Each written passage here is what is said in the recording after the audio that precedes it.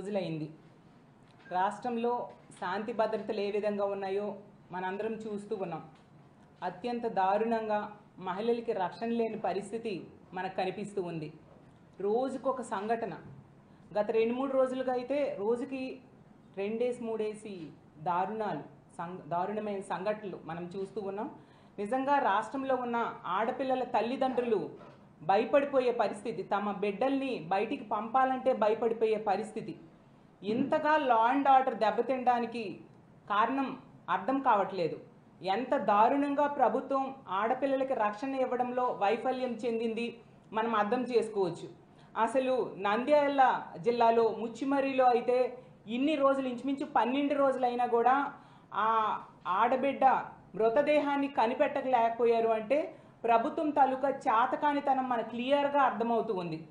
కనీసం ఈ రోజు కూడా ముఖ్యమంత్రి గారు కానీ, డిప్యూటీ సీఎం గారు కానీ, హోమ్ మినిస్టర్ గారు కానీ, మంత్రులు కానీ ఎవరు ఆ కుటుంబానికి పరామర్శకు వెళ్ళలేదంటే ఎంత దారుణం వైఫల్యం, ఎంత దారుణమైన నిర్లక్ష్యం మనకు అర్థం అవుతూ ఉన్న పరిస్థితి మనం చూసాం.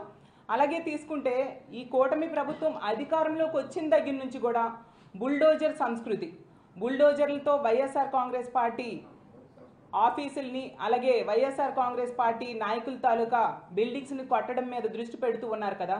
మరి ఆడపిల్లల్ని ఎంత దారుణంగా హత్యలు, అత్యాచారాలు చేస్తున్న వాళ్ళ మీద ఈ బుల్డోజర్స్ని ఎందుకు ఉపయోగించడం లేదు అని నేను అడుగుతూ ఉన్నాను. అసలు ఈరోజు తీసుకుంటే గత కొద్ది రోజులుగా ఇన్ని సంఘటనలు జరుగుతూ ఉన్నా ఎవరు కూడా స్పందించట్లేదు, ఒక రివ్యూలు పెట్టట్లేదు. నిన్ననే క్యాబినెట్ మీటింగ్ అయింది. క్యాబినెట్ మీటింగ్లో దీని మీద ఎందుకు చర్చించలేదు, ఏం చర్యలు తీసుకుంటామో అని ఏ విషయం కూడా మాట్లాడిన పరిస్థితి.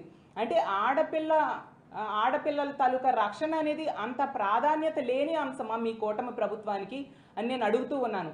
అసలు ఆడపిల్లలు అనే వాళ్ళు ఉన్న ప్రతి ఇంట్లో కూడా ఈరోజు వణికిపోతూ ఉన్న పరిస్థితిని మీరు కల్పించారు. అసలు తీసుకుంటే చంద్రబాబు నాయుడు గారైనా, పవన్ కళ్యాణ్ గారైనా, లోకేష్ గారైనా అంబానీ లాంటి వాళ్ళ ఇళ్లలో పెళ్ళిళ్ళకి వెళ్ళారు, తప్పులేదు. కానీ అదే విధంగా మన రాష్ట్రంలో ఇన్ని సంఘటనలు జరుగుతున్నాయి కదా, వాళ్ళ కుటుంబాలకి పరామర్శకు వెళ్ళాలనేసి మీకు గుర్తుకు రాలేదా అని నేను అడుగుతూ ఉన్నాను. హోమ్ మినిస్టర్ గారు అయితే ఈ కూటమి ప్రభుత్వం అధికారంలోకి వచ్చిన వెంటనే ఆవిడ చెప్పారు, మా కూటమి ప్రభుత్వం అధికారంలోకి వచ్చింది, ఈ రాష్ట్రంలో ఉన్న ఆడపిల్లలందరూ కూడా ప్రశాంతంగా నిద్రపోవచ్చు అని చెప్పి. ఎక్కడ నిద్రపోతూ ఉన్నారు? హోమ్ మినిస్టర్ గారి సొంత నియోజకవర్గంలోనే మనం చూసాం, 2 ఆడోళ్ళకి బట్టలు చించి తెలుగుదేశం పార్టీ నాయకులు, కార్యకర్తలే కొట్టారు. అలాగే పక్క నియోజకవర్గం, అదే జిల్లా, అనకాపల్లి జిల్లా పక్క నియోజకవర్గం రాంబిల్లి మండలంలో దర్శిని అనే అమ్మాయికి గొంతు కోసి చంపేశాడు. అసలు ఆ చంపిన సురేష్ అనే వ్యక్తి పోక్సో కేసు కింద అరెస్ట్ అయ్యి విడుదలైతే ఈ దర్శిని కుటుంబ సభ్యులు 3 సార్లు దర్శిని తాలూకా తండ్రి వెళ్ళి పోలీస్ స్టేషన్లో కంప్లైంట్ ఇచ్చాడు. ఇతను మళ్ళీ బయటకు వచ్చాడు, మా అమ్మాయిని మళ్ళీ వేధిస్తున్నాడు అంటే కనీసం అక్కడ పోలీస్ సిబ్బంది కానీ, ఎస్ఐ కానీ స్పందించిన పరిస్థితి. దాన్ని అలుసుగా తీసుకొని ఆ దుర్మార్గుడు ఇంటికి వచ్చి మరీ గొంతు కోసి చంపేశాడంటే మనం అర్థం చేసుకోవచ్చు ఎంత ఘోరంగా ఇక్కడ ప్రభుత్వం కానీ, పోలీస్ వ్యవస్థ కానీ ఉంది అనేసి. హోమ్ మినిస్టర్ గారు అయితే పక్కనే ఉన్న అనకాపల్లిలో సన్మానాలకి అటెండ్ అయ్యారు. కానీ ఇదే దర్శిని తాలూకా డెడ్ బాడీకి పోస్ట్ మార్టం పక్కనే జరుగుతున్న కుటుంబానికి పరామర్శకు వెళ్ళలేదు. అంటే ఎంత నిర్లక్ష్యంగా వీళ్ళందరూ వ్యవహరిస్తూ ఉన్నారో మనం అర్థం చేసుకోవచ్చు. అలాగే అసలు లా అండ్ ఆర్డర్ ఇంతగా దెబ్బతినడానికి కారణం ఏంటంటే ఈ కూటమి ప్రభుత్వం అధికారంలోకి వచ్చిన దగ్గర నుంచి చూస్తూ ఉన్నాను, వీళ్ళు ఎంతసేపు వైఎస్ఆర్ కాంగ్రెస్ పార్టీ నాయకుల మీద కక్ష సాధింపులు చేద్దాము, వాళ్ళ బిల్డింగ్స్ లాంటివి ఎలా కూలగొడదాము, ఏ విధంగా వాళ్ళ మీద కేసులు పెడదాము, జగన్మోహన్ రెడ్డి గారి మీదో, మాజీ మంత్రుల మీదో, ఎమ్మెల్యేల మీదో ఏ విధంగా కేసులు పెడదాం అన్న దాని మీద దృష్టి పెట్టారు తప్ప వివక్ష లేకుండా పరిపాలించాలి అనే దాని మీద ఏ కోసైనా దృష్టి పెట్టని పరిస్థితి మనం చూసాం. అలాగే హోమ్ మినిస్టర్ గారు మొన్న మాట్లాడారు, ఏంటి ఆడపిల్లల పట్ల అనుచితంగా ప్రవర్తిస్తే వారికి అదే చివరి రోజు అంట. అసలు ఇన్ని స్టేట్మెంట్స్ ఇస్తున్నారు, గంజాయి మీద ఉక్కు పాదం మోపుతామని కూడా స్టేట్మెంట్స్ ఇచ్చారు. మరి ఇవన్నీ స్టేట్మెంట్సే తప్ప ఇంప్లిమెంటేషన్ ఎక్కడ కనిపించట్లేదు ఏంటి హోమ్ మినిస్టర్ గారు అని నేను అడుగుతూ ఉన్నాను. నిజంగా ఇవన్నీ మీరు చక్కగా ఇంప్లిమెంట్ చేస్తే నెక్స్ట్ డే నుంచి ఇలాంటి దుర్మార్గమైన సంఘటనలు జరగవు కదా. ఇలాంటి సంఘటనలు జరగకుండా ఉండడం కోసమే ఆ రోజు జగన్మోహన్ రెడ్డి గారు దిశ చట్టం, దిశ యాప్ తీసుకురావడం జరిగింది. దిశ యాప్ ద్వారా 1,30,00,000 మంది ఆడవాళ్ళు తమ ఫోన్లో దిశ యాప్ని డౌన్లోడ్ చేసుకోవడం జరిగింది. దిశ చట్టం కేంద్రంలో పెండింగ్లో ఉన్నా కూడా అందులో ఉన్న అంశాలన్నీ కూడా మన రాష్ట్రంలో ఇంప్లిమెంట్ చేశారు. 18 దిశ పోలీస్ స్టేషన్స్ తీసుకురావడం అయితేనేమి, అలాగే ఫాస్ట్ ట్రాక్ కోర్టులు ఏర్పాటు చేశారు, అలాగే ఫోక్సో కోర్టులు ఏర్పాటు చేయడం జరిగింది. అలాగే దిశ కాల్స్ కోసం 3,000 వాహనాల్ని మానిటరింగ్ కోసం, ఆడోళ్ళు ఎక్కడ ఏ ఇబ్బంది పడతారని మానిటరింగ్ కోసం 3,000 వాహనాల్ని వాడడం జరిగింది. అలాగే ఎవరైనా కాల్ చేస్తే దిశ యాప్లో కాల్ చేస్తే దానికోసం అన్ని రకాలుగా కాల్ చేసిన 10 నిమిషాల నుంచి 15 నిమిషాల్లో పోలీసులు వెళ్ళి వాళ్ళకి రక్షించే పరిస్థితి. ఆ విధంగా రాష్ట్రంలో 2,800 మంది మహిళల్ని, ఆడపిల్లల్ని దిశ యాప్ ద్వారా రక్షించడం మనం చూసాం. అలాగే 0 FIR కూడా జగన్మోహన్ రెడ్డి గారు తీసుకొచ్చారు. అసలు ఈ దిశ యాప్, దిశ చట్టం అనేది ఎందుకు తీసుకొచ్చారు?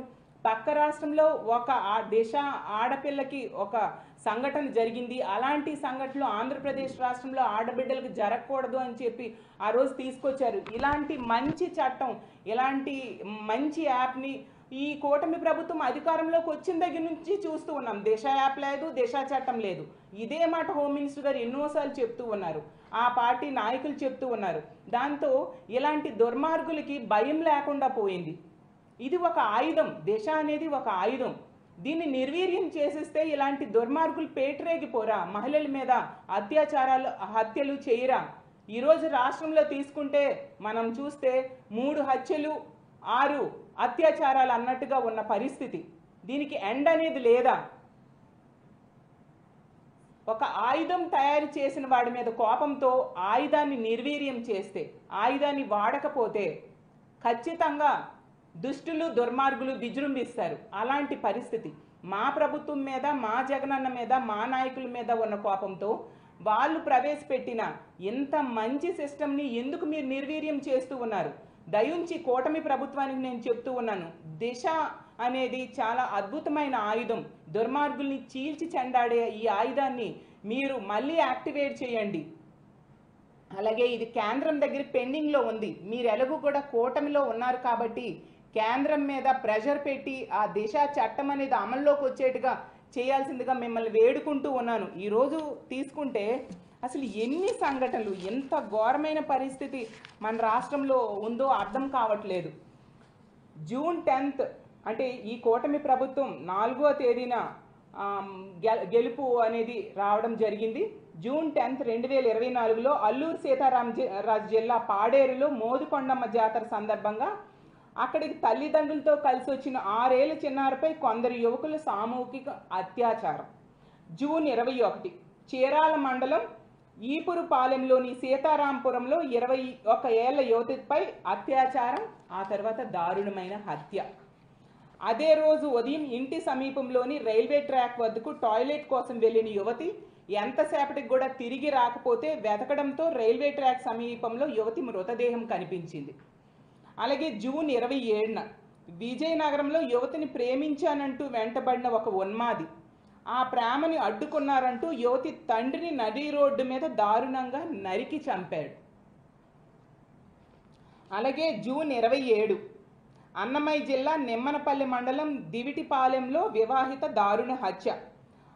ఇంట్లో ఉన్న ఆమెను గుర్తు తెలియని దుండగులు గొంతు కోసి హత్య చేశారు.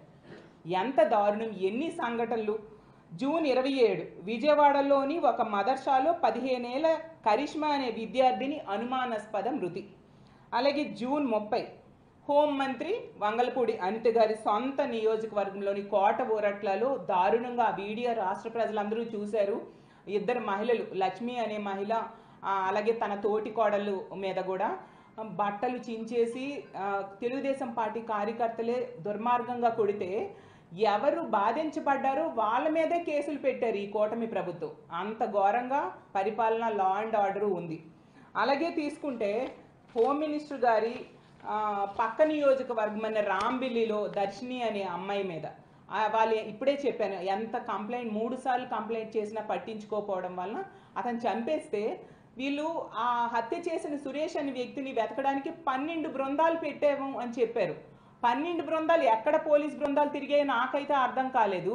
ఇంటి వెనకాలే 200 మీటర్ల దూరంలో ఆ సురేష్ అనే వ్యక్తి ఆత్మహత్య చేసుకొని పడి ఉన్నాడు. అది కూడా పోలీసులు కనిపెట్టలేదు.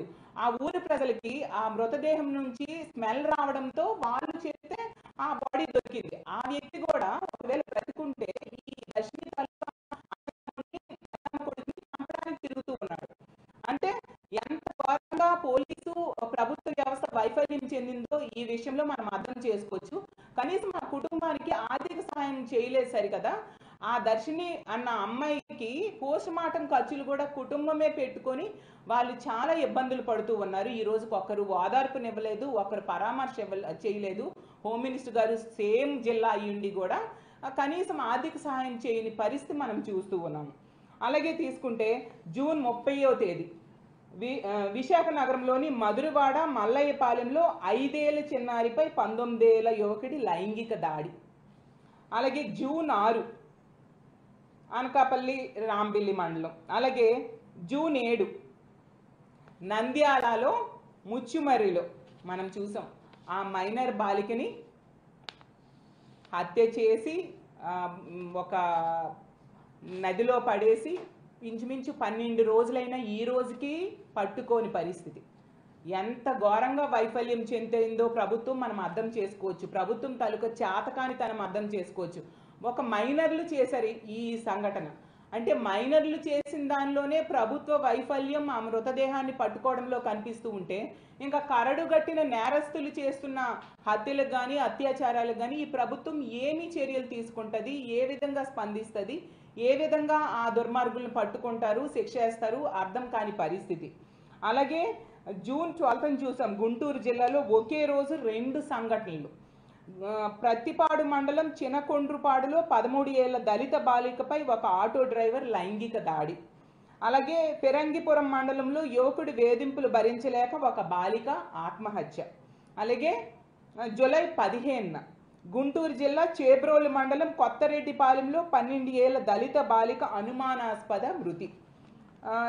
ఇలా ఎన్నో ఆదోనిలో తీసుకుంటే దళిత మహిళను పచ్చపార్టీ ఉన్మాదులు ట్రాక్టర్తో గుద్ది నిర్లక్ష్యంగా నిర్దాక్షిణ్యంగా చంపేసిన విషయం మనందరము చూసాం.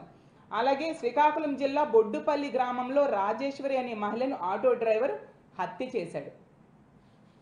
అలాగే విజయనగరం జిల్లా రామభద్రాపురంలో అది అసలు వినడానికి కూడా చాలా దారుణమైన సంఘటన. కేవలం 5 నెలల చిన్నారిని ఒక వ్యక్తి అత్యాచారం చేశాడు అంటే లోకం ఎటువైపు వెళ్తుందా, పోలీస్ వ్యవస్థ ఏం పనిచేస్తుందా, ఈ రాష్ట్రంలో లా అండ్ ఆర్డర్ అంటే ఏంటి ఇంత దారుణంగా ఉంది, అసలు వ్యవస్థ అంటే ఈ రక్షణ వ్యవస్థ ఎంత వైఫల్యం చెందిందా అనేది అర్థమవుతూ ఉంది మనకి. అలాగే నిన్నను అంటే రోజుకు 1, 2, 3 సంఘటనలు. విశాఖపట్నంలో వడా కాలనీ సమీపంలో శ్యామల అనే యువతిపై కత్తితో దాడి చేయడానికి ఒక దుర్మార్గుడు ప్రయత్నిస్తే తల్లి అడ్డొస్తే ఆమె మీద దాడి చేశాడు. ఇలా రోజుకి ఎన్ని వింటాము, ఎంత దారుణంగా ఉన్నాయి సంఘటనలు. వీటికి ఒక ఎండ్ లేదా? ఈ ప్రభుత్వం దీని మీద చర్యలు తీసుకోదా? ఇలాగే ఉంటుందా? చూస్తే మాట్లాడితే చంద్రబాబు నాయుడు గారు, మన రాష్ట్ర ముఖ్యమంత్రి గారైన చంద్రబాబు నాయుడు గారు శ్వేతపత్రాలు రిలీజ్ చేస్తూ ఉన్నారు. మరి ఈ హత్యలు, మహిళల మీద, ఆడపిల్లల మీద హత్యలు, అత్యాచారాల మీద శ్వేతపత్రం ఎందుకు రిలీజ్ చేయట్లేదు? ఆడపిల్లల రక్షణ అనేది మీకు అసలు ప్రాధాన్యత అంశం కాదా? అసలు పట్టించుకోరా? మీరు సమీక్ష చేయరా? చర్యలు తీసుకోరా? కఠినమైన చట్టాలు తీసుకురారా అని నేను అడుగుతూ ఉన్నాను. అలాగే ఎంతసేపు కూడా లోకేష్ గారు రెడ్ బుక్ అమలు చేస్తాను, రెడ్ బుక్ అమలు చేస్తాను, ఇంతే తప్ప రెడ్ బుక్ అమలు చేయడం మీద ఉన్న ధ్యాస, రెడ్ బుక్ అమలు చేయడం మీద ఉన్న ధ్యాస మహిళల రక్షణ మీద పెట్టుంటే బాగుంటుంది అని నేను తెలియజేస్తూ ఉన్నాను. ఇన్ని స్టేట్మెంట్స్ ఇస్తూ ఉన్నారు, కానీ ఎక్కడ అమలులో ఏమి జరుగుతున్నాయి? ఎందుకు ఇలా రిపీట్ అవుతూ ఉన్నాయి? మీరందరూ చెప్పాల్సిన అవసరం ఉంది. అలాగే తీసుకుంటే ఇప్పుడు ఇన్ని సంఘటనలు, ముఖ్యంగా ముచ్చుమర్రి సంఘటన గురించి దేశవ్యాప్తంగా చర్చ జరుగుతుంది. నేషనల్ మీడియా కూడా దీని విషయం మాట్లాడుతూ ఉంది. అసలు ఈ సంఘటనలన్నింటిలో కూడా తల్లిదండ్రులు ఎంతగా ఏడుస్తూ ఉన్నారు, ఎంత బాధపడుతూ ఉన్నారు మనందరము చూసాము. కానీ ప్రభుత్వానికి చలనం లేదు, ప్రభుత్వం పట్టించుకోవట్లేదు.